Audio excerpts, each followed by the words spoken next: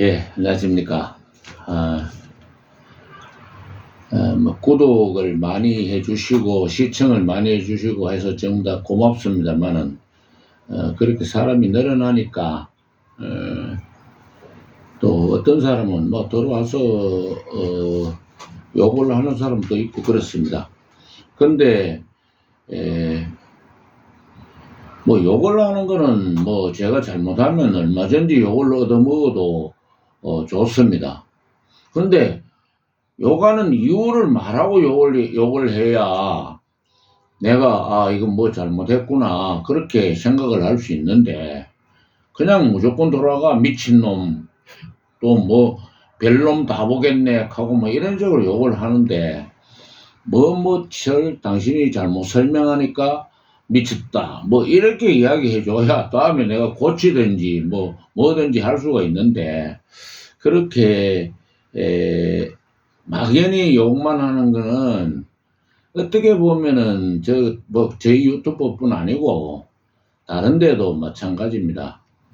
사람들이 이렇게 모임 속에서 상대를 존중하지 않고 그렇게 욕을 하는 거나 이런 거는, 욕하는 사람이 조금 수준이 떨어지거나, 그럼 당신이 이렇기 때문에 그게 잘못됐다 또는 그렇게 요거들 물 짓을 한다 이렇게 이야기해야 되는 것이, 막연하게 돌아가지고 미친놈 하고 이렇게 욕하는 거는 오히려 그런 걸 보는 사람이 자신을 욕한다 하는 걸 좀 이해를 해주시고, 저뿐만 아니고 딴 유튜브에서도 절대로 그런 욕을 하는 거는 스스로 본인 인격의 문제라고 생각을 합니다. 그래서 제가 이제 한 것 중에 댓글에 정원이라고 하는 걸 이제 밑으로 비춰봐. 이 글자를 비추라고. 일러서 가든지 잘 비춰봐.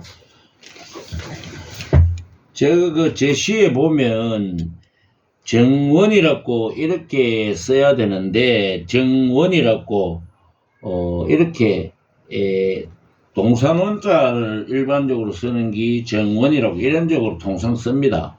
그런데 제가 집원자로 정원이라고 이렇게 써놨으니까 질문이 이렇게 써야 되는 거 아닌가 하면서 유튜브에 질문이 들어왔습니다. 그래서 그게 내용이 한시이기 때문에, 한시에는 우리가 한시에는 운율을 맞춰야 됩니다. 기억말해서 평책을 맞춰야 되기 때문에 이 동산원자는 평성이 되고 집원자는 척성이 되기 때문에 그 자리에 척성인 글자를 써야 되기 때문에 이렇게 썼습니다. 그래서 동상률이 이렇게 하지만 이렇게 해도 똑같은 뜻이, 거의 같은 뜻입니다. 굳이 이 뜻을 두 개, 요렇게 쓴 정원하고 요렇게 쓴 정원을 구분하자면은 요게 좀 더 큰 정원이 되겠습니다. 이게 부자나 또는 높은 사람들 같은 경우에 정원이지만은 작은 산이 있는 정도의 정원, 그런 뜻이기 때문에 조금 더 큰 정원을 이야기하면 같은 뜻이라고 보면 됩니다. 그런데 이렇게 안 쓰고 이렇게 썼는 것은, 요거는 평성이고 요거는 척성이기 때문에 평책을 맞춰야 되기 때문에 이렇게 썼다 하는 설명을 드립니다. 아마 한시를 하시는 분이었으면은 아이고 왜 그랬었는지 알았을 낀데, 아마 그런 한시에 대해서도 잘 모르시는 분도 있으니까 그 다음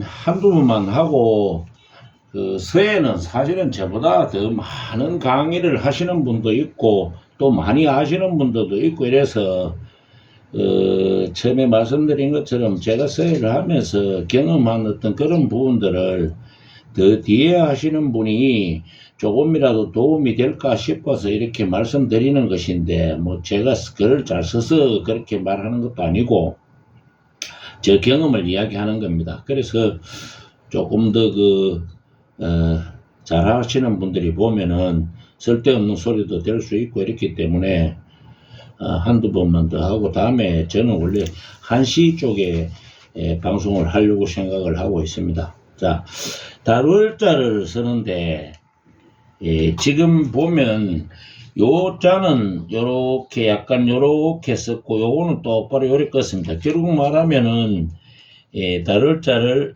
예를 들어가 이렇게 쓰는데, 이렇게 해서 쓸 때 이렇게 내려와서 바깥쪽으로 약간 요렇게, 이렇게, 지금 모양이 좀 가합니다만은, 요렇게 다루를 써야 더 보기 좋다. 그냥 이렇게 해가지고 이게 이렇게 똑바로 꺼내는 게 아니고 약간 안으로 갔다가 바깥으로 갔다가 요렇게 한다. 이렇게 해야 멋있다. 보기가 좋다. 이런 이야기를 말씀드리려고 했는데 그림이 뭐 제대로 안 됐습니다만은 무슨 획이든지 뭐든지 마찬가지입니다. 이 지금 바람풍자도 마찬가지입니다. 이 획이 이렇게 꺼졌다가 쪽바로 내려와가지고 이렇게 옆으로 돌아가는 것이 아니고 지금 이건 일부러 쪽바로 내려온다고 내려앉는 건데 이렇게 돼가지고 조금 이쪽 안으로 좁아드는 듯 하다가 바깥으로 이렇게 펼쳐져야 보기가 좋다 하는 이야기입니다. 결국 달월자도 이 꺼내려오는 획이 그러니까 조금 안으로 왔다가 약간 바깥쪽으로 갔다가 다시 이런 식으로 와야 글자가 훨씬 더 보기가 좋다. 그냥 쪽바로만 내려오면은 밋밋해서 보기가 싫다 하는 말씀을 드리려고 하는 것이고, 그 다음에 루자를 제가 정자의 루를 이야기하는 건데, 지금 이거는 똑같은 글자인데 하나는 위에 입구를 크게 해가지고 이 중앙으로 이 선이 지나갔고, 요거는 입구를 하고 중간으로 선이 지나갔습니다. 원래는 글자가 이자가 원래 통용되고 이자가 맞습니다. 그러나 이렇게 써도 다 통용이 됩니다. 이건 안 되는 게 아니고. 근데 입구를 만약에 입구를 하는데 입구를 이렇게 하고 그 다음에 이렇게 끊고 입구를 하면 이제 우리가 통상적으로 볼 때 글자 간격이 요 사이 간격, 요 사이 간격, 요 사이 간격, 요 사이 간격이 같아야 되거든요. 근데 입구를 위에 거는 크게 하고 그 다음에 밑에 거는 이렇게 끄면 밑에 거는 그 다음에는 또 적게 하고 이렇게 하면 이게 요렇게 요 간격을 다 맞추기가 훨씬 더 어렵기 때문에 이 선을 꼭 여기 끄기보다는 여기에 끄면 쓰기가 훨씬 편해진다. 그런 제가 써본 경험을 말씀드리는 겁니다. 꼭 그렇다고 해가 뭐 이래 써야 된다. 뭐 이래 쓰면 안 된다. 그런 이야기는 아닙니다. 쓰기가 요 간격을 균일하게 맞추기 위해서는 이렇게 하면 훨씬 더 쓰기가 편리하다. 그러고 글자가 입구가 하나는 크고 하나는 작고 하면은 거기 맞추기도 어렵고 균형도 그렇고 이래서 이렇게 하면 더 좋다 하는 말씀을 드립니다. 그 다음 이 해세자인데 보통 우리가 위에 초두가 되든 머리를 붙으면은 위에가 조금 작고 본자가 더 크게 써지는데 위에 붙는 획보다 이 해세자 같은 경우에는 뭐 다 아시겠지만은 이 겉질 지가 끊는 이 횡획이 더 길고 밑에 이렇게 써지는 획이 더 작아야 글씨가 보기 좋다. 여기는 이 겉을 지자에다가 이 획이 짧고 이 획이 더 길면은 점을 찍는데도 보기가 싫고 글씨 자체가 요 밑에를 오히려 좀 작게 하면 더 보기 좋다. 이거를 작게 하는 것보다 이거를 크게 하고 밑에를 작게 하는 게 보기 좋다 하는 이야기를 말씀을 드리겠습니다. 그 다음 우리가 통상적으로 입구는 이렇게 해서 안 누르고 있기는 또 당기고 이렇게 안으로 이렇게 입구가 이 입을 막는 부분이 이렇게 들어가는 게 원칙인데 이렇게 쓰시는 분들도 들어있더라고요. 바깥쪽으로 이렇게 막는 거, 이렇게 막는 거. 이게 지금 이게 안으로 이래 들어가야 되는데. 근데, 뭐 제가 처음 그 서예를 잠깐 배울 때 선생님이 한문에서는 이런 거 없다. 이렇게 이야기해서, 뭐, 그런데, 서예 자전이나 이런 데 보면 이렇게 쓰신 글씨도 많이 있습니다. 근데, 이제 이렇게 쓰시는 분들은 한글하고 병행해 쓰다 보니까 그런 거 아닌가. 한글은 미음이나 비읍을 갖다가 이쪽을 이렇게 막 갖다 막 쓰면 되고 짧게 해가지고. 그러나 한자 쓰는 데는 아까 이야기한 것처럼 예를 들어 가지고 이렇게 했으면 이걸 안에 이래 막아야 된다. 그 제 주장입니다. 근데 뭐 꼭 이렇게 해야 된다는 이야기는 아니지만 그래도 이래 하면 보기가 좀 더 싫습니다. 한글에는 이렇게 하는 게 좀 더 보기 좋은데 한자는 이렇게 하는 게 더 보기 좋다 하는 말씀을 드립니다.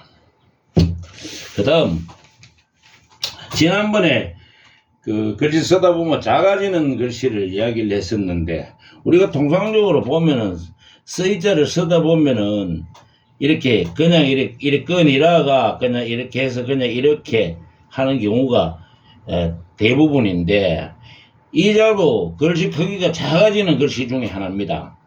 그리고 이 획이 원래 이게 한 번이 아니고 엄연하게 두 획입니다. 이렇게. 그래서 될 수 있으면 해설을 쓸 때는 이렇게 써라. 이렇게 한 번만에 하지 말고 이렇게 해도 자꾸 글씨가 작아지는데 이래 하면은 글씨 자체가 전체적으로 보면 작아지기가 쉽습니다. 그 다음 갈대자를 보통 보면 이제 그 책에도 보면 다 이렇게 여기에서 이 붙어 있습니다. 이게. 근데 뭐 저는 뭐 요렇게 쓰인 부분도 있는데 저는 요렇게 띄워서 씁니다. 요 해가고 여기에 붙지 않도록. 그래 해야 글씨 크기가 조금 더 뭐 하여튼 뭐 다른 의미가 있구나. 예를 들어가지고 여기에서 이렇게 위쪽으로 이렇게 하고 여기 좀 많이 떨어진 데서 이렇게 좀 해야 이게 글씨가 전체적으로 좀 커진다. 갈짓자도 써보면 늘 작아지는 글자 중에 하나거든요. 그 다음 우리가 자부방 뭐 이렇게 우부방 이런 이야기를 하는데 이 부방이 이게 들어갈 때 자축에 들어가면은 이게 자축에 들어가면 이게 업자죠. 고업자. 그 다음에 이게 우축에 들어가면 이게 번뜩 부자가 됩니다. 그래서 여기에 쓰는 거는 통상적으로 쓰다 보면 좌우축에 들어갈 때 쓰는 게 지금 여기 두 개 다 같이 썼습니다만은 우측에 쓰는 거는 요렇게 맞히지만은 좌측에 써진 이 좌측에 써지는 거는 요렇게 맞히지만은 우측에 써지는 거는 통상적으로 이렇게 하고 난 뒤에 이렇게 밑으로 뻗지잖아요. 이렇게 쭉 뻗지잖아요. 이렇게. 그래서 똑같은 거라도 이 끝의 형태가 이렇게 달라질 수밖에 없는, 왜냐하면은 이 글자는 이렇게 하고 멈추고 나면 다음에 써야 되고 이거는 이제 마지막에 얘기 되는 경우가 많으니까 쭉 빛이 누릅니다. 그래서 그런 차이가 있다. 한 장 더 있었는데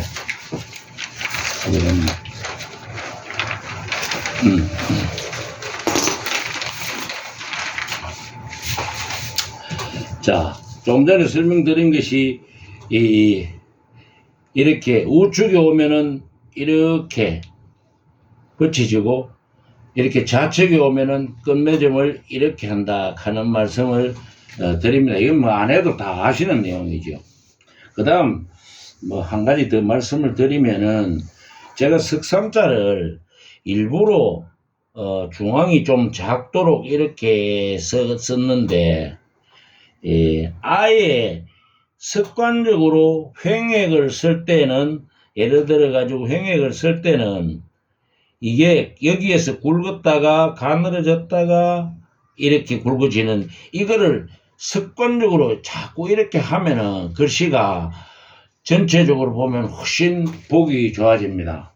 처음에 설명할 때 제가 피랍이라는 말씀을 한번 드렸는데, 붓을 얼마만큼 더 누르고 덜 누르고 하는 데에 대한 기법인데, 그게 이제 우리가 말하는 피랍인데, 글씨가 이렇게 되면 그냥 하는 것보다 보기가 훨씬 좋아집니다. 그래서 다른 글자를 썼을 때도 횡액은 아예 예를 들어가 이렇게 해서 가늘어졌다가 이렇게 굵어지는 이런 습관을 반복해 가지고 계속 하십시오. 딴 데 이런 데도 이렇게 민민하게 하지 말고 더 강하게 했다가 가늘었다가 누르고, 그래 이런 것도 마찬가지입니다. 그래서 그렇게 계속 습관적으로 하면은 좋겠다, 그런 말씀을 드리고, 그 다음 우리가 이 곤 이렇게 하죠. 뚫는 거, 이거 똑바로를 그냥 이렇게 똑바로 이렇게 쓰는 게 아니고, 제가 생각할 때는 이 글자가 윗부분, 요 부분은 약간 더 굵고, 그 다음에 여기에는 조금 더 평평하게 내려오니까 조금 가늘고, 그 다음에 요 부분은 또 조금 더 강해져 가지고 더 눌러져 가지고 끝에 이렇게 돼야 된다고 생각을 합니다. 똑바로 끊는 거를 갖다가 그냥 이렇게 해서 만약에 똑바로만 이렇게 끊지 말고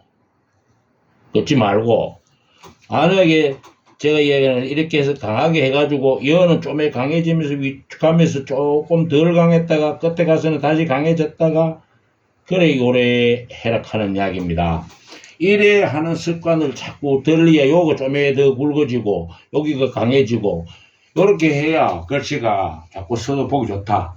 이 글씨를 하는 게 아무리 밑으로 껐지만 그냥 맨맨하게 똑바로 탁 이러면은 그게 보기가 싫거든요.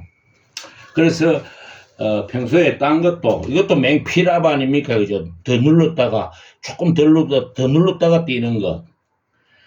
그 다음 이 곤자를 똑바로 서는 거를 갖다가 이게 똑바로 꺼보면은 참 잘 안 되는데, 이것도 만약에 이렇게 해가지고 요소는 손목을 쪽발 니라가 이쪽 끝에 와서는 살짝 이렇게 드는 느낌으로 이렇게 하면은 이 똑바로 잘 꺼진다, 그런 말씀을 곁들여가 하겠습니다.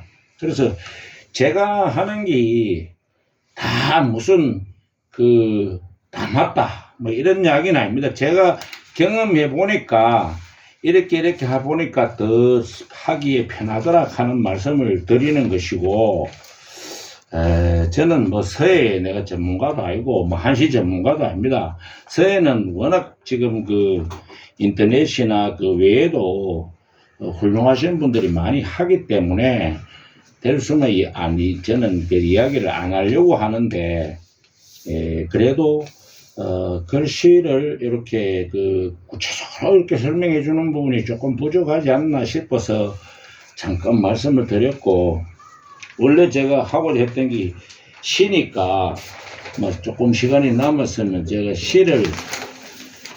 이게 지은 시인데 뭐 곁들여 가지고 지난번에 일부러 내가 이 줄을 하나 꺼가서 봤는데